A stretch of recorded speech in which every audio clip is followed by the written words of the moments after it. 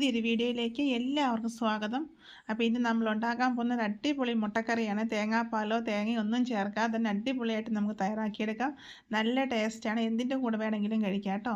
അപ്പോൾ എങ്ങനെയാണ് ഉണ്ടാക്കുന്നതെന്ന് നോക്കിയാലോ. അപ്പോൾ നമുക്ക് ആദ്യം മുട്ടയൊന്ന് പുഴുങ്ങിയെടുക്കണം. ഞാൻ 5 മുട്ട എടുത്തിട്ടുണ്ട്. നിങ്ങൾക്ക് എത്ര മുട്ട ആവശ്യമുണ്ടോ അതനുസരിച്ച് എടുക്കാം കേട്ടോ. പിന്നെ ഇതിലേക്ക് 2 സവാള നീളത്തിലരിഞ്ഞത്, ഒരു പിടി മല്ലിയില, ഒരു 6-7 ബദാം പരിപ്പ്, അതുപോലെ തന്നെ നമ്മുടെ കയ്യിലുള്ള അനുസരിച്ച് അണ്ടിപ്പരിപ്പ്, 3 പച്ചമുളക്, ഒരു 5-6 വെളുത്തുള്ളി, ഒരു കഷ്ണം ഇഞ്ചി. ഇത് ഇത്രയും നമുക്കൊന്ന് വഴറ്റിയെടുക്കണം. ഒരു പാൻ അടുപ്പിലോട്ട് വെച്ച് കൊടുത്തു. അതിലേക്ക് നമുക്ക് വെളിച്ചെണ്ണ ഒഴിച്ചു കൊടുക്കാം. വെളിച്ചെണ്ണ ചൂടാകുമ്പോൾ നമ്മൾ അരിഞ്ഞു വെച്ചേക്കുന്ന എല്ലാ കൂട്ടും ഇതിലേക്ക് ചേർത്ത് കൊടുക്കാം. ഇത് നമുക്ക് നല്ലതുപോലെ ഒന്ന് വഴറ്റിയെടുക്കണം. അണ്ടിപ്പരിപ്പ് എണ്ണം പറയുകയാണെങ്കിൽ 10 എണ്ണമൊക്കെ കാണും കേട്ടോ. ഇനി അത്രയും ഉണ്ടെങ്കിലും കുഴപ്പമില്ല, ഇത് കൂടിയാലും കുഴപ്പമില്ലേ.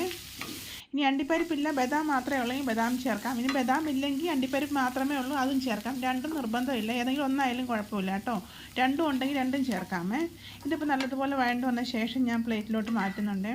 അതിനുശേഷം നമുക്ക് വീണ്ടും ശകലം വെളിച്ചെണ്ണ ഒഴിച്ചു കൊടുത്ത ശേഷം നമ്മൾ പുഴുങ്ങി വെച്ച മുട്ടയൊന്ന് റോസ്റ്റ് ചെയ്തെടുക്കണം. അപ്പോൾ അതിലേക്ക് ഒരു 1/4 ടീസ്പൂൺ കശ്മീരി മുളക് പൊടി, 1/4 ടീസ്പൂൺ മഞ്ഞൾപ്പൊടി, ഒരു 1/4 ടീസ്പൂൺ ഉപ്പും കൂടെ ചേർത്ത് ഒന്ന് മൂപ്പിച്ച് കൊടുക്കണം.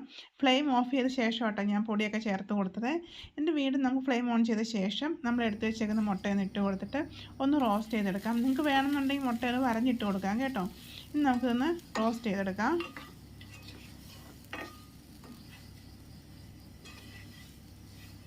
നമ്മൾ വഴറ്റി വെച്ചേക്കുന്നതൊക്കെ ചൂടാറുമ്പോൾ മിക്സിയിലൊന്ന് അരച്ചെടുക്കണേ. അപ്പോൾ ഇതിപ്പോൾ റോസ്റ്റ് ആയിട്ടുണ്ട്, നമുക്ക് മാറ്റി വയ്ക്കാം. പിന്നെ അതാണ്ട് നമ്മൾ എടുത്ത് വെച്ച അണ്ടിപ്പരിപ്പ്, ബദാം ഞാൻ തൊലി കളഞ്ഞിട്ടുണ്ട് കേട്ടോ. അതും ഉള്ളിയെല്ലാം കൂടെ നമുക്കൊന്ന് മിക്സിയിലൊന്ന് അരച്ചെടുക്കണേ. ഒരു ചട്ടി അടുപ്പിലോട്ട് വെച്ച് കൊടുത്തു. ചട്ടി ചൂടായ ശേഷം അതിലേക്ക് വെളിച്ചെണ്ണ ഒഴിച്ചു കൊടുക്കാം. വെളിച്ചെണ്ണ ചൂടാകുമ്പോൾ അതിലേക്ക് ഇട്ട് കൊടുക്കുന്ന ബേ ലീഫ്, 2 ഗ്രാമ്പു, 2 ഏലക്ക, 2 കഷ്ണം പട്ട, ഇതൊന്ന് ഇട്ട് കൊടുക്കാം. അതിനുശേഷം നമ്മൾ അരച്ച് വെച്ചേക്കുന്ന ഉള്ളിയുടെ കൂട്ടുണ്ടല്ലോ, അതും കൂടെ ഇട്ടിട്ട് നമുക്കൊന്ന് ഇളക്കി കൊടുക്കാം. അപ്പം ഞാൻ മുഴുവനായിട്ട് ഇതിലേക്ക് ചേർത്ത് കൊടുക്കുന്നുണ്ട്. ചേർത്ത് കൊടുത്ത ശേഷം നമുക്ക് നല്ലതുപോലെ ഇളക്കിയെടുക്കാം. അപ്പോൾ ഇങ്ങനെ ചേർത്തുണ്ടാക്കുമ്പോൾ നല്ല ടേസ്റ്റ് ആട്ടോ. അതുകൊണ്ടാണ് ഇങ്ങനെ വഴറ്റി അരയ്ക്കുന്നത്. വഴറ്റി അരച്ചില്ലെന്നുണ്ടെങ്കിൽ നമ്മൾ പിന്നീടും നമ്മളിത് വീണ്ടും ഇതിൻ്റെ പച്ച ടേസ്റ്റ് മാറാൻ വീണ്ടും വഴറ്റി കൊടുക്കണം. അപ്പോൾ ഇതിപ്പോൾ നമ്മൾ വഴറ്റിയതായത് കൊണ്ട് നമുക്ക് ഒരുപാട് നേരം ഇളക്കേണ്ട ആവശ്യമില്ല കേട്ടോ. നല്ലപോലെ ഇളക്കിയ ശേഷം ഇതിലേക്ക് പൊടികൾ ചേർക്കണം. മുളക് പൊടി, മല്ലിപ്പൊടി അങ്ങനെയുള്ള ഒരു ഐറ്റംസും ചേർക്കുന്നില്ല.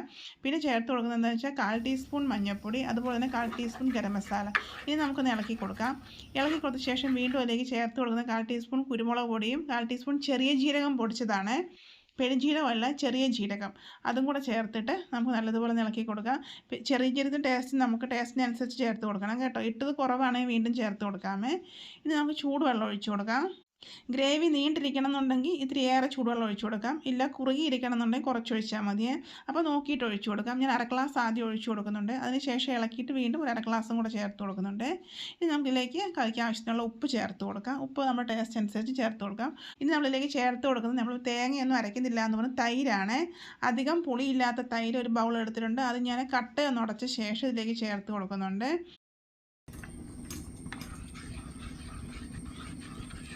അപ്പോൾ ഒരുപാട് പുളിയുള്ള തൈരല്ല കേട്ടോ. ഇത് നല്ലതുപോലെ നമുക്കൊന്ന് ഇളക്കി കൊടുത്ത ശേഷം ഒന്ന് തള വരട്ടെ. തള വരുമ്പോൾ നമുക്ക് റോസ്റ്റ് ചെയ്ത് വെച്ചിരിക്കുന്ന മുട്ട ചേർത്ത് കൊടുക്കാം. ഞാൻ ഇപ്പോൾ അടച്ച് വെച്ച് കൊടുക്കുന്നുണ്ട്. അപ്പോൾ തൈര് ചേർത്ത് മുട്ടക്കറി വെച്ച് അടിപൊളി ടേസ്റ്റാണ് കേട്ടോ. അപ്പോൾ തേങ്ങാപ്പാലോ ഒന്നും നമ്മൾ ചേർക്കേണ്ട, ഇങ്ങനെ ഒന്ന് ഉണ്ടാക്കി നോക്കണേ. അടിപൊളി ടേസ്റ്റ് ആയിരിക്കും കേട്ടോ. ഇപ്പോൾ ഏകദേശം തള വന്ന ശേഷം നമ്മളിതിലേക്ക് റോസ്റ്റ് ചെയ്ത മുട്ട ചേർത്ത് കൊടുക്കാം. മുട്ട ചേർത്ത് കൊടുത്ത ശേഷം നല്ലതുപോലെ ഒന്ന് ഇളക്കി കൊടുക്കണം. ഉപ്പൊക്കെ കുറവാണെങ്കിൽ വീണ്ടും ചേർത്ത് കൊടുക്കണേ.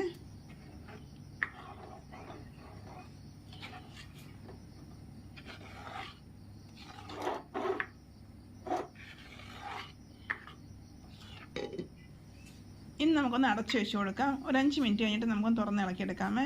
ഇപ്പോൾ നിങ്ങൾക്ക് കാണാനുള്ള എണ്ണയൊക്കെ തെളിഞ്ഞ് വന്നിട്ടുണ്ട്. ഇപ്പോൾ ഏകദേശം നല്ലതുപോലെ കുറുകി വന്നിട്ടുണ്ട്. ഞാൻ പറഞ്ഞു ഗ്രേവി ഒരുപാട് വേണമെന്നുണ്ടെങ്കിൽ വെള്ളം അനുസരിച്ച് അഡ്ജസ്റ്റ് ചെയ്ത് കൊടുക്കണം കേട്ടോ. ഇപ്പോൾ നല്ലതുപോലെ കുറുകി നല്ല ടേസ്റ്റാണ് കേട്ടോ. ഇനി നമുക്കിതിലേക്ക് ഒരു പിടി മല്ലിയിലയും കൂടെ ഇട്ട് കൊടുക്കണം കേട്ടോ. മല്ലിയിലയും കൂടെ ഇടുമ്പോഴാണ് അതിൻ്റെ ടേസ്റ്റ്. ഇപ്പോൾ എണ്ണയൊക്കെ നല്ലതുപോലെ തെളിഞ്ഞ് നല്ലതുപോലെ കുറുകി വന്നിട്ടുണ്ട്. ഇനി നമുക്ക് മല്ലിയിലയും കൂടെ ഇട്ട് നമുക്ക് കറി റെഡിയാക്കി എടുത്തിട്ടുണ്ട്. അടിപൊളി ടേസ്റ്റ് ആട്ടോ. അപ്പോൾ ഒരു പ്രാവശ്യം ഇങ്ങനെ ചെയ്ത് നോക്കണം. തീർച്ചയായിട്ടും നിങ്ങൾക്ക് ഇഷ്ടപ്പെടും കേട്ടോ. എന്തിൻ്റെ കൂടെ വേണമെങ്കിലും കഴിക്കാൻ നല്ല ടേസ്റ്റാണ്. ഞാൻ ഇന്ന് ഇതിൻ്റെ കൂടെ കഴിക്കാനത്തേക്കും ചപ്പാത്തി കേട്ടോ. ചപ്പാത്തി, അപ്പം എന്തിൻ്റെ കൂടെ വേണമെങ്കിലും കഴിക്കാമേ. അപ്പോൾ ഇതാണ്ട് കറി റെഡി ആയിട്ടുണ്ട് കേട്ടോ. നല്ലതുപോലെ കുറുകിയിരിക്കുന്നുണ്ട്. അപ്പം ഗ്രേവി നമ്മുടെ ഇഷ്ടാനുസരണം കൂട്ടി കൊടുക്കാം കേട്ടോ. അപ്പോൾ ഇതാണ്ട് അടിപൊളി കറി റെഡിയായി. ഒരു പ്രാവശ്യം ഇങ്ങനെ ചെയ്ത് നോക്കണം കേട്ടോ. വീഡിയോ ഇഷ്ടപ്പെട്ടാൽ ലൈക്ക് ചെയ്യാൻ മറക്കരുത്, കമൻറ്റ്സ് ചെയ്യാൻ മറക്കരുത്. അതുപോലെ തന്നെ വീഡിയോ ഇഷ്ടപ്പെട്ടെങ്കിൽ നിങ്ങളുടെ ഫ്രണ്ട്സിനൊക്കെ ഒന്ന് ഷെയർ ചെയ്ത് കൊടുക്കണേ. പിന്നെ ഒരു പ്രാവശ്യം മുട്ടക്കറി ഇങ്ങനെ ഉണ്ടാക്കി നോക്കണം കേട്ടോ. അപ്പോൾ ഓക്കെ, ബൈ, താങ്ക് യു.